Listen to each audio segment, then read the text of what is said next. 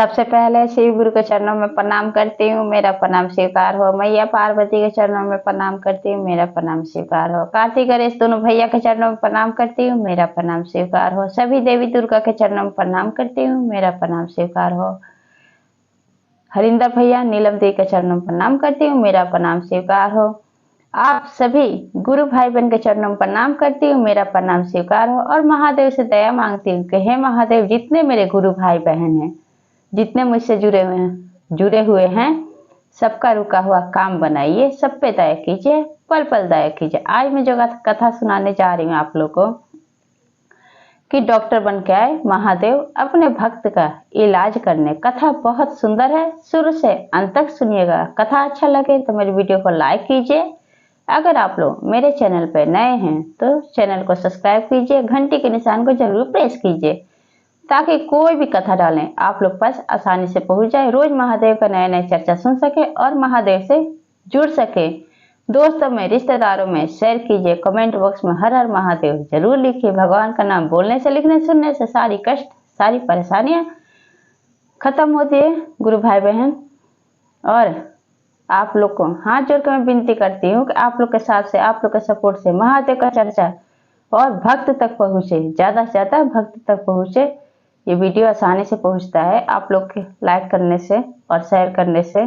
तो वीडियो को ज़्यादा ज़्यादा लाइक कीजिए। इससे ये होगा कि महादेव के जितने शिष्य, जितने भक्त होंगे, उनके पास आसानी से वीडियो पहुंचेगा। तो चलिए ज़्यादा बात नहीं करते हुए कथा शुरू करती हूँ। एक गांव में सुभद्रा अपने पति दीपक के साथ रहती थी। सुभद्रा महादेव के परम भक्त थी।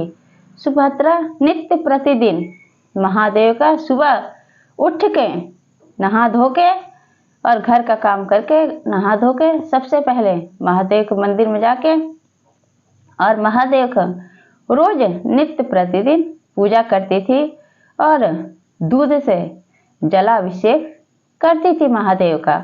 उसका रोज का यही काम था। लेकिन उसके जीवन में बस एक चीज की बहुत कमी थी।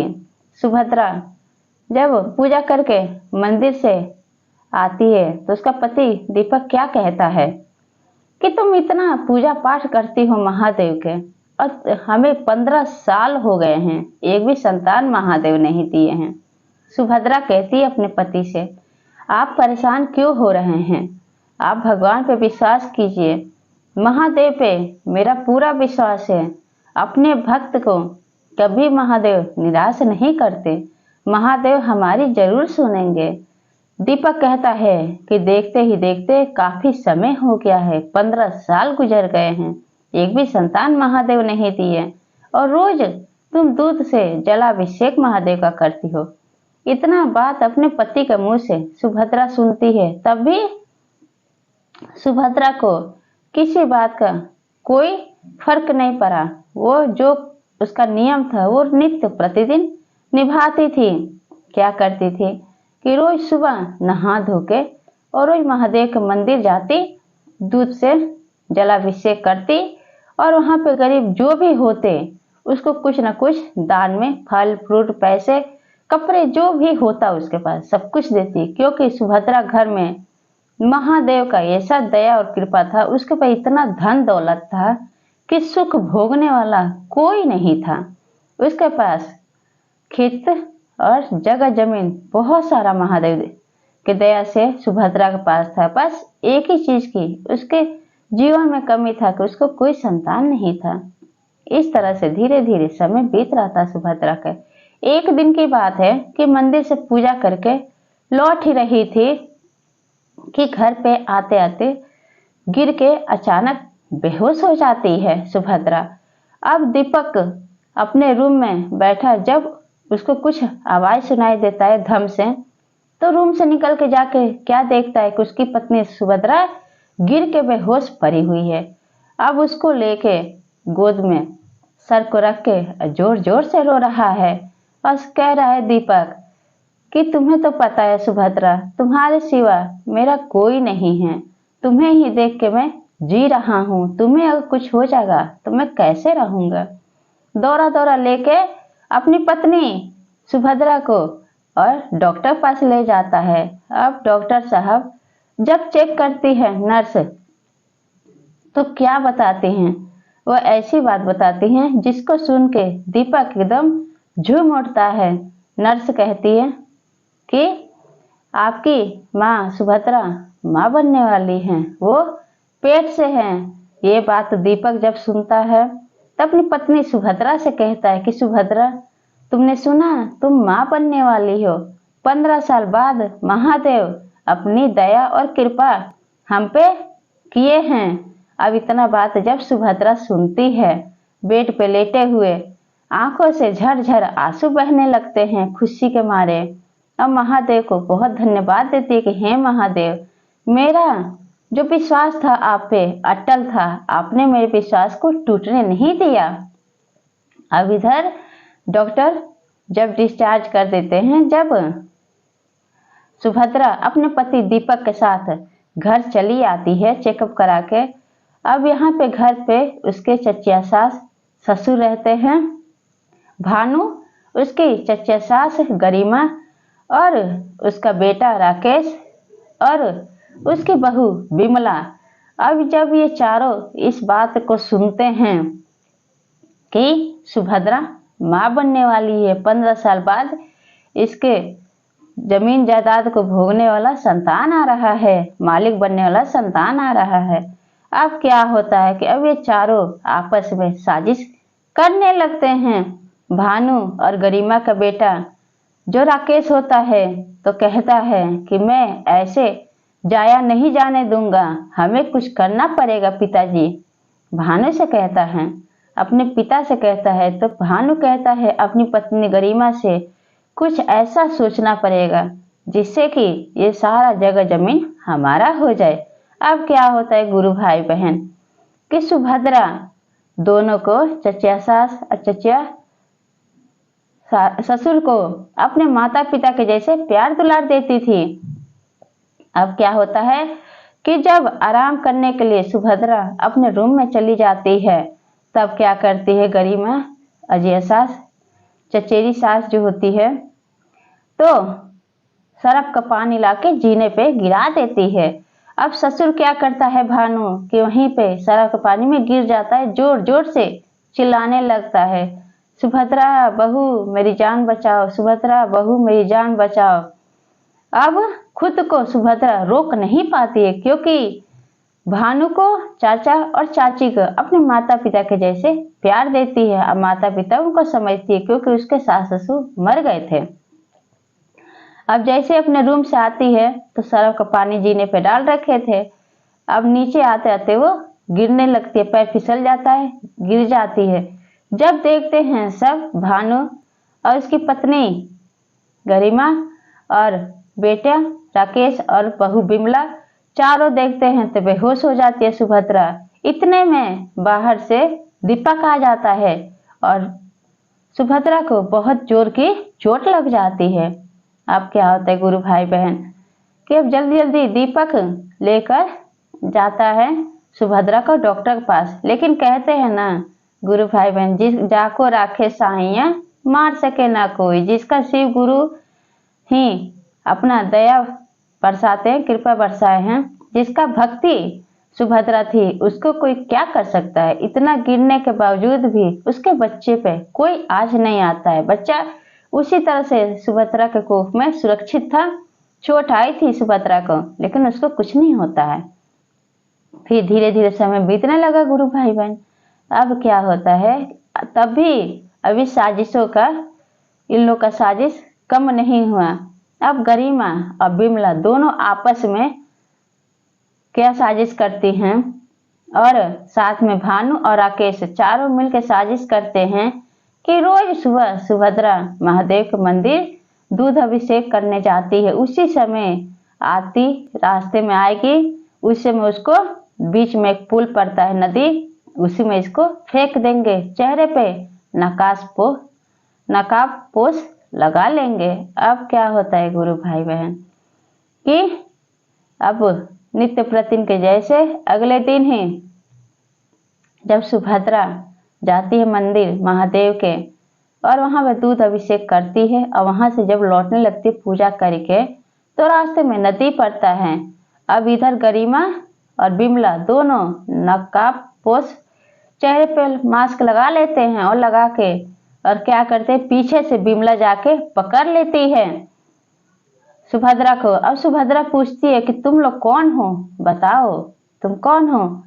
तब कहती है, तब बिमला और गरिमा दोनों कुछ नहीं बोलते हैं क्योंकि चेहरे पे मास्क लगा हुआ था, और नदी में फेंक देते हैं। नदी में फेंक देने की वजह से उसका याददाश्त चला जाता है सुभद्रा का।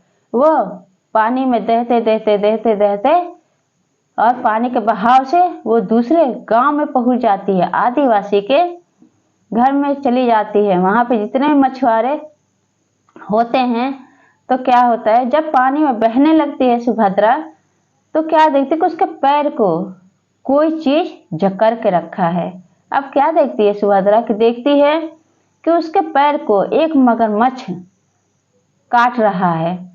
जब मगरमच्छ काट रहा है, अब जोर जोर से महादेव को नमन करती है, हे महादेव आप मेरी रक्षा कीजिए, आप मेरे बच्चे की रक्षा कीजिए, इस मगरमच्छ से मेरी जान बचाइए।